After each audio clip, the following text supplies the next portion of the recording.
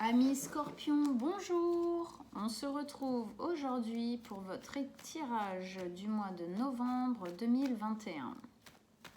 J'espère que vous allez tous très très bien. On commence. Scorpion, signe solaire, ascendant ou lunaire. Mois de novembre 2021, quelles sont les énergies pour vous, amis Scorpions? Qu'est-ce qu'il se passe dans votre mois de novembre 2021? Scorpion. Mois de novembre 2021. Quelles sont les énergies pour vous?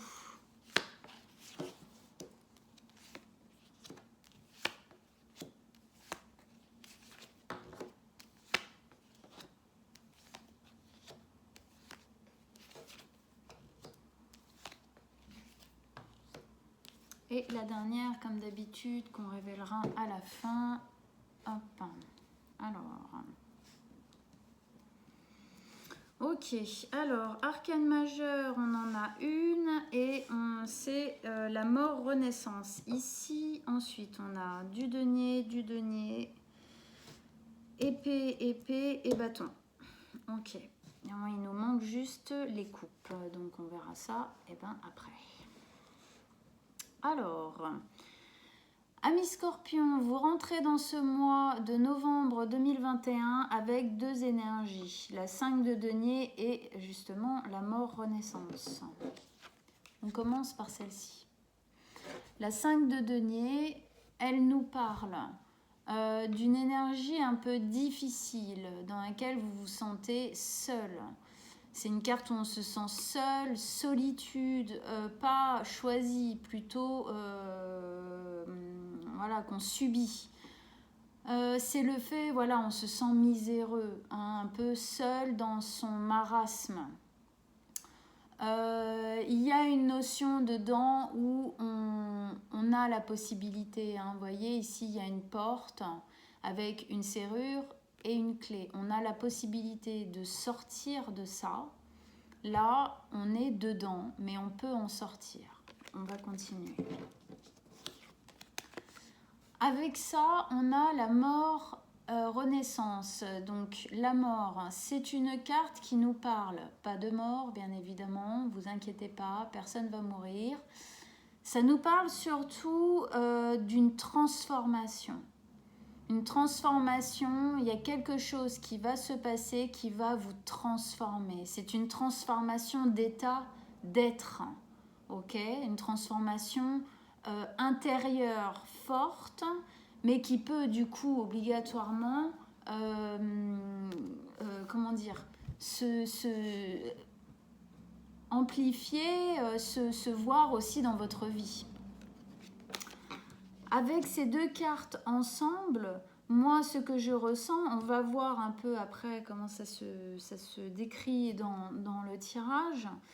Ce que je sens, c'est que peut-être que de cette période un peu de souffrance, d'isolement, de misère personnelle, où on se sent vraiment mal, le jour quand vous sortez de ça, quand vous décidez de prendre cette clé et d'ouvrir la porte, ça va vous transformer. Le fait de sortir de cette misère, solitude, où on se sent mal, où on se sent replié sur soi, le fait de sortir de ça va sûrement faire, en fin de compte, des compréhensions en vous qui vont vous transformer. On va continuer pour voir un petit peu de quoi ça parle. Première ligne d'énergie ici. On a la reine de denier, la 6 de bâton et la 7 d'épée. Alors, on commence par la reine de denier. La reine de denier, c'est une reine qui est très proche de la nature. C'est une maman très naturelle, très vibrante, très créative. Elle est très bienveillante. Ok, c'est une reine qui aime s'occuper d'elle, s'occuper des autres, qui est très bienveillante. C'est pour ça qu'on parle de la nature, elle est très bienveillante face à tout ce qui l'entoure. Elle construit, elle met en sécurité, hein. C'est pour ça le denier. Le denier, c'est tout ce qui est matériel, mais c'est aussi la sécurité, c'est ce à quoi on donne de la valeur. J'ai la sensation que effectivement vous protégez peut-être ce qui a de la valeur intérieurement pour vous. Il y a une volonté ici de se mettre en sécurité, de se sentir bien, de se sentir effectivement sécurisé, materné, comme une mère pourrait le faire avec son enfant. Il y a une volonté d'aller vers ça. J'ai la sensation que du moment où vous sortez un peu de cette pièce sombre, de ce blocage, on va dire, cette transformation, parce que parfois quand les compréhensions dans notre vie, les prises de conscience, quand on comprend ce qui s'est passé, pourquoi ça s'est passé comme ça dans notre vie, et bien souvent, et quand même plus des 3/4, on va dire les 95% du temps, et ben on passe par une souffrance pour comprendre en fait pourquoi on a vécu ça, qu'est-ce qu'on a à comprendre de ça pour ne pas reproduire après. En sortie de ça, avec cette transformation, cette compréhension qui va changer beaucoup de choses dans votre être, vous allez aller vers ça, vers cette stabilité, vers cette sécurité, cet endroit en vous, hein, mais qui va obligatoirement, comme je disais, pulser dans toute votre vie, va vous mettre en sécurité, amener de la pérennité, quelque chose de stable et de sécurisant dans votre vie. On continue. Au milieu de votre tirage, on a la 6 de bâton. La 6 de bâton, c'est une carte de succès, de flamboyance. On est victorieux de quelque chose. Ok ? Elle est au milieu de votre tirage. Elle va donc, elle aussi, diffuser dans tout votre tirage. C'est votre point d'ancrage. Pour moi, vous sortez victorieux de ça. Vous sortez victorieux de ce moment de souffrance dans lequel vous avez été. Cette transformation vous rend victorieux sur tout le passé qu'il y a derrière vous qui vous a fait du mal. Le fait d'avoir plus du coup de capacité en fin de compte à vous mettre en sécurité, à vous établir en fait, hein. Il y a quelque chose de l'ordre de s'établir sur des bases solides, de faire des choses dans le concret qui durent longtemps, qui sécurisent, hein, encore une fois. Tout ça, c'est une victoire pour vous. Comme si avant, vous n'y arriviez pas, ou que en tout cas, ce n'était pas évident pour vous, ou que tout n'était pas en place. Ces choses-là, on a la sensation ici que du moment où vous sortez de cette pièce, oulala, je fais tomber ma caméra, toutes mes excuses. Du moment où vous sortez de cette pièce, vous sortez victorieux de ça et vous mettez en place des choses qui avant peut-être n'étaient pas faisables. On continue. Avec ça, on a la 7 d'épée. La 7 d'épée, elle, qui nous parle du fait d'y aller doucement. Vous y allez doucement. C'est en fait, on le voit, le personnage ici, il avance. Oui, il avance. Il avance certainement. Il continue d'avancer. Mais il avance petit à petit. Il ne fait pas d'esclandre autour de lui. Cette victoire, cette flamboyance, elle est à l'intérieur de vous. Je pense que vous n'en faites pas ou vous n'en ferez pas état, on va dire, en étalage autour de vous. Vous allez continuer cette transformation, vous allez continuer votre chemin sans trop dire autour, sans trop montrer. Il y a quelque chose de l'ordre du fait un peu du fait un peu, j'ai envie de dire un peu par derrière, mais c'est pas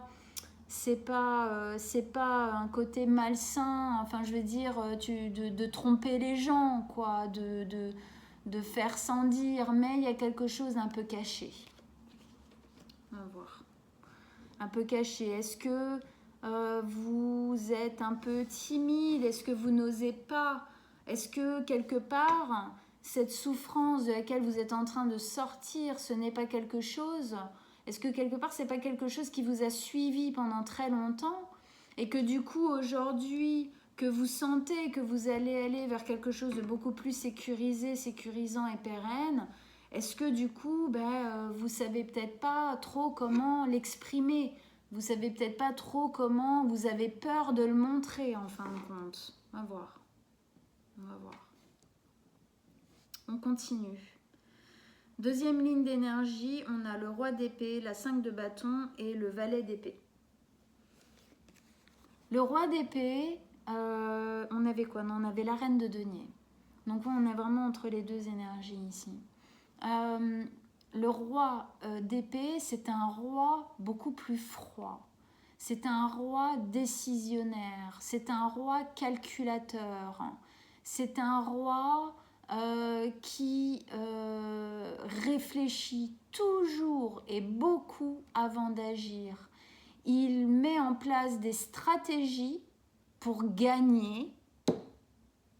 Il met toujours en place des stratégies parce que il est très mental. Hein. Les épées, c'est le mental, hein. C'est la réflexion, c'est tout ce qui se passe là-haut, là, dans la tête. Il ne fait rien au hasard. Le roi d'épée, ses sujets, ses guerriers le suivent parce qu'ils savent que c'est quelqu'un d'intelligent, parce qu'ils savent que c'est quelqu'un qui a réfléchi toutes les possibilités et que du coup, s'il a mis en place un plan d'attaque, c'est parce qu'il a réfléchi à toutes les possibilités et qu'il y a quand même beaucoup de chances de gagner. Donc ici, on voit bien, vous êtes entre deux énergies, hein. Il y a deux volontés à l'intérieur qui se font... qui peut-être se bataillent un peu d'ailleurs. Hein. Il y a cette envie d'y aller, d'être vraiment dans quelque chose, de fonder quelque chose hein, qui dure dans le temps, dans la bienveillance et tout. Et en même temps, il y a un côté très mental qui vient mettre, peut-être qui vient mettre un petit peu des barrières, qui vient justement stopper hein, avec cette carte l'avancée hein, qui est possible hein, parce qu'il y a quand même la victoire au milieu, parce qu'on se pose beaucoup de questions, parce qu'on se remet en question constamment. La remise en question, c'est bien, on devrait tous le faire assez régulièrement, mais il y a des moments pour se questionner, il y a des moments pour y aller. Et là, j'ai l'impression qu'il y a quand même un peu une peur d'y aller complètement. Hein. J'ai l'impression qu'il y a une peur quand même de foncer. Hein. On dit toujours que, oui, la souffrance, quand on l'a vécue peut-être quasi toute notre vie, au moins on la connaît. En fait, on connaît notre souffrance, on sait comment on réagit, on sait de quoi il faut se protéger, tout ça, on la connaît, c'est de l'acquis en fait. Donc il y a une certaine, on est rassuré entre guillemets, hein, parce que c'est quand même de la souffrance, faut pas déconner, donc c'est pas hyper positif, mais au moins on connaît. Voilà.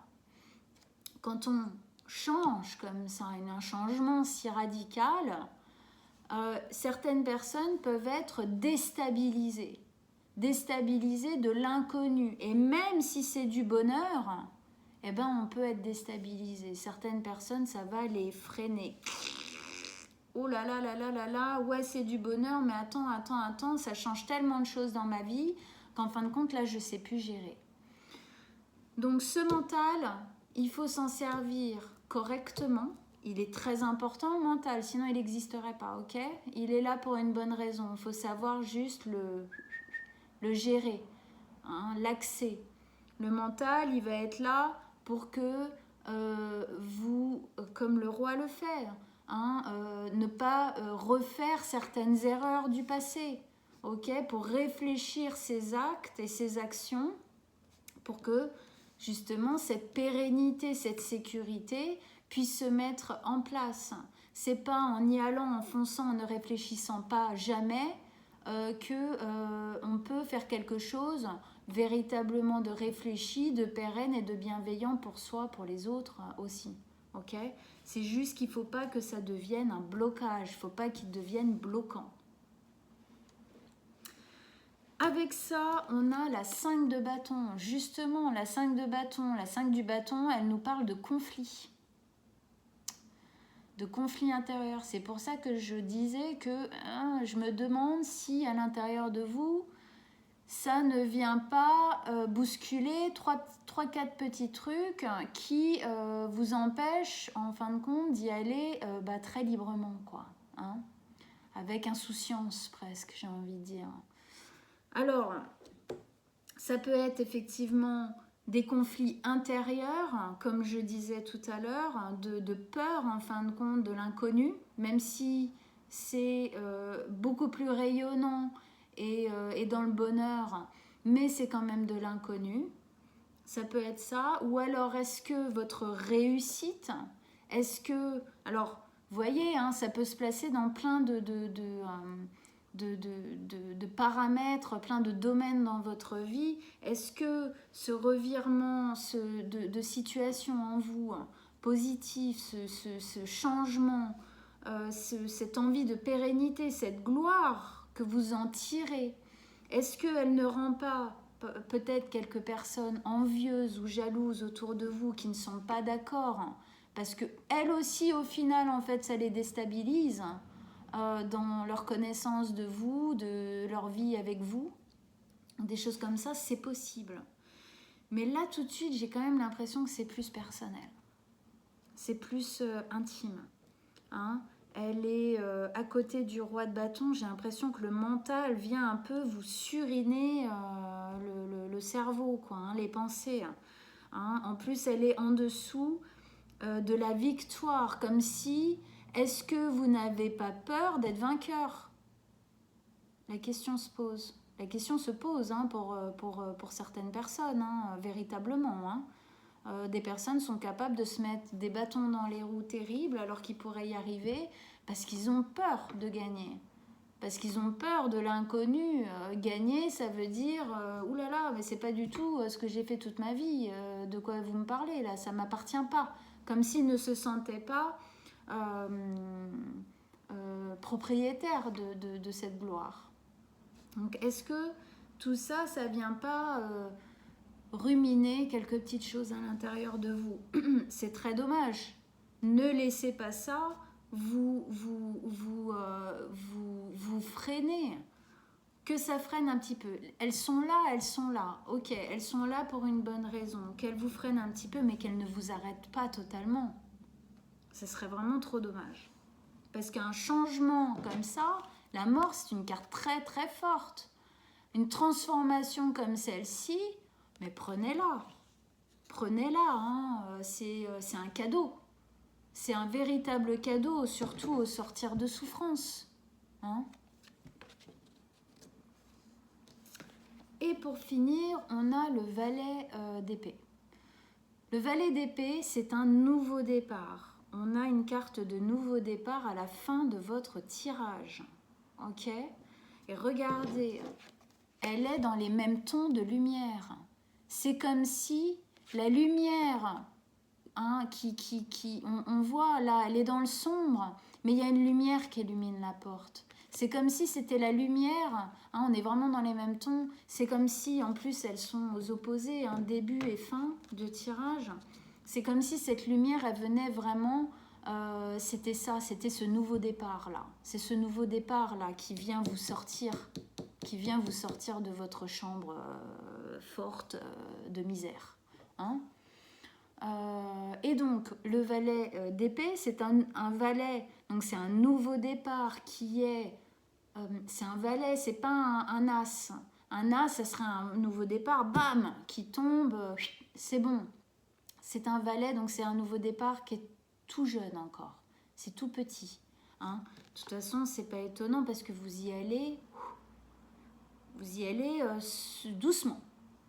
Hein, pas trop vite la musique, faut pas déconner, mais en même temps, s'il y a des peurs, c'est normal.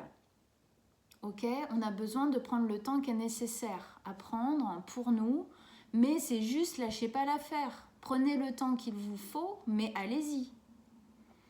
Nouveau départ dans lequel on se sent en apprentissage. Hein, c'est ça vraiment le valet d'épée, c'est un nouveau départ dans lequel on se sent en formation. Et ça ne m'étonne pas, parce que j'ai vraiment l'impression que vous devez apprendre à être heureux. J'ai l'impression que vous devez, ce nouveau départ, c'est avant tout l'acceptation que c'est possible que je sois en sécurité, que c'est possible que je sois vainqueur, que c'est possible que je change vers du bonheur. Hein? Il marche doucement, mais il marche vers lui. Hein? Elle est en dessous. Il marche vraiment vers ce nouveau départ. Mais voilà, valet, petit à petit. On y va petit à petit. Mais on y va, je vous en supplie, on y va. Allez-y. Ce serait vraiment trop dommage. Une carte comme ça, la laisser se passer sous notre nez, c'est trop dommage. Recommencer un cycle comme ça, est-ce que vous en avez vraiment envie? Je pense pas, au fond de vous. C'est la véritable question qu'il faut se poser. Est-ce que j'ai envie de continuer et de recommencer encore un truc dans le genre? Ou d'aller vers ça, vers ça, vers ça, vers ça? Voilà. Donc, pour moi, c'est tout ça, tout ce qui va se mettre en place là, si vous acceptez d'aller vers ce chemin, encore une fois, même si ça prend du temps, votre temps, c'est un nouveau départ. Vous allez apprendre à vous refaire, apprendre à être heureux, apprendre à accepter que maintenant, ça c'est fini, que maintenant il y a d'autres choses qui se passent, bonnes, positives. Elle est quand même au centre de votre tirage, hein. On ne l'oublie pas, elle est quand même, elle est primordiale celle-ci aussi, hein. Allez, on va faire ça, ouais. On a la 7 de bâton. La 7 de bâton, ça nous parle d'une autoprotection. Et ça m'étonne pas. C'est une carte, en fait, où, vous voyez, on la voit. Elle est sur son tapis de méditation. Elle est en lotus, elle prend le temps. Elle est en réflexion et elle veut chercher sa lumière. Elle veut la faire grandir. Cette lumière-là, c'est celle-là, là. Celle-là. Elle est là. Ok ? Cette lumière-là, elle veut la faire grandir, elle veut la chérir, elle veut la garder pour elle tant qu'elle n'est pas encore complètement, bam, inscrite dans sa réalité. Pour prendre le temps, il y a une notion ici effectivement de temps, de prendre le temps, de chérir ça, de protéger ça, comme ici, prendre le temps. Vous avez besoin, j'ai l'impression, de prendre le temps de faire ce chemin.